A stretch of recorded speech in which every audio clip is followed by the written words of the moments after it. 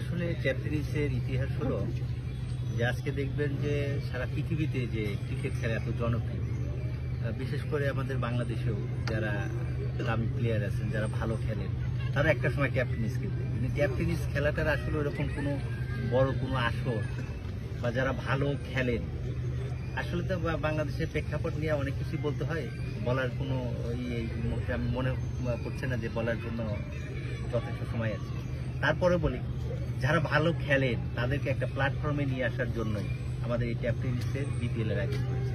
আমি ধন্যবাদ কৃতজ্ঞতা জানাই আমাদের আসিফ ভাইকে, ধন্যবাদ কৃতজ্ঞতা জানাই আমাদের টিকে স্পোর্টসকে, আমি কৃতজ্ঞতা জানাই আমাদের আরেক বড় ভাই আছেন যিনি দীর্ঘদিন ধরে এই ট্যাপ টেনিসকে একটা শৃঙ্খলার মধ্যে, ট্যাপ টেনিসকে একটা কি বলে একটা কাঠামোতে নিয়ে আসার জন্য যিনি অক্লান্ত পরিশ্রম করেছেন প্রায় 5টি বছর।